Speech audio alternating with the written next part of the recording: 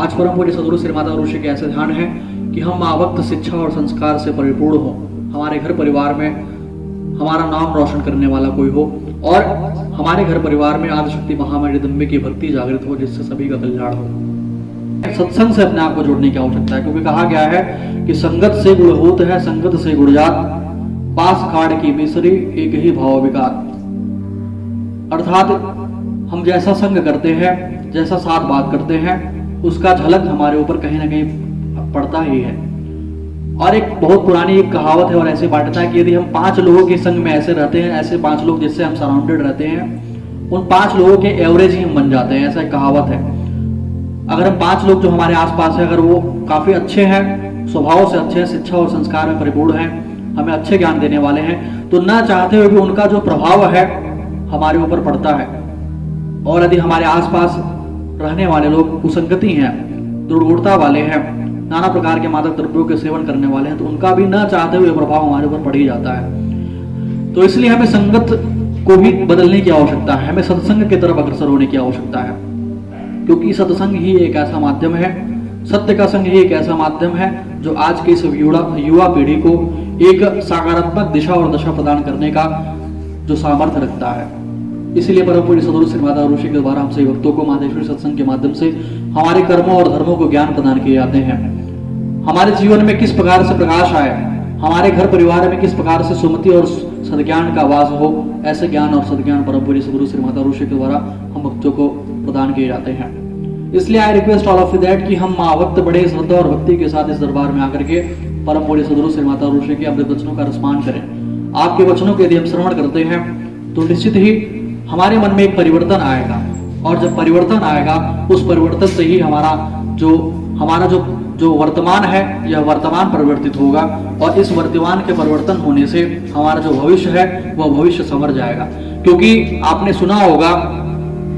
कि कहा जाता है कि जो हमारा भविष्य होता है उस भविष्य की जो नींव होती है वह वर्तमान में ही रखी जाती है। हमें अपने आप को जिस प्रकार से हमारा जो मुख है, इस मुख में जो दांत है, 32 दांतों के बीच में हमारा जो जिह्वा है, यह बड़ा ही सेफ रहता है, बच के रहता है, उसी प्रकार से अपने आप को भी इस कलुषित भावनाओं से जो इस समाज में व्याप्त है, जो इस कलयुगी परिवेश में व्याप्त है, इन कलुषित भावनाओं से उसी प्रकार से बच के रहना है जिस प्रकार से जिह्वा हमारे दांतों के बीच बच करके रहती है। तो यह कैसे संभव होगा? यह संभव होगा सत्संग से, यह संभव होगा सद्ज्ञान से, यह संभव होगा परम पूज्य सद्गुरु श्री माता ऋषि आदिशक्ति महामाया जगदम्बा माता, पशुवाली श्री पार्वती माता, परम पूज्य सद्गुरु श्री माता ऋषि कृपा और दया दृष्टि से इस दरबार में अपने बच्चों को लाने से, क्योंकि इस दरबार में मैंने आरंभ में ही कहा है कि दरबार में चहुमुखी विकास होता है,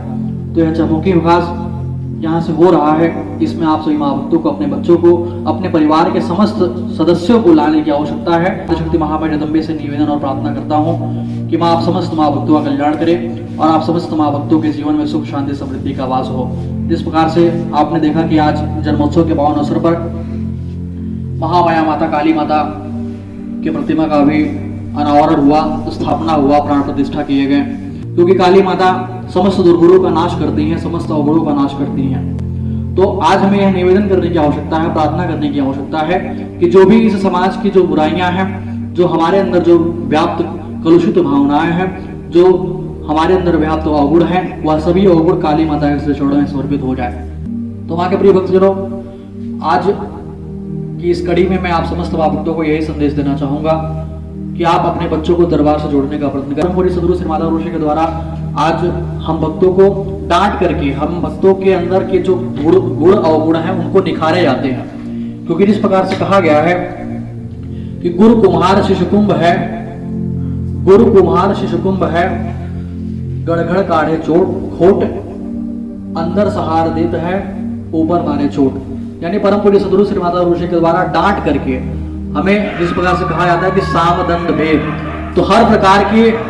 भेदों को अपना करके, हर प्रकार के नियमों को अपना करके, हर प्रकार के विधियों को अपना करके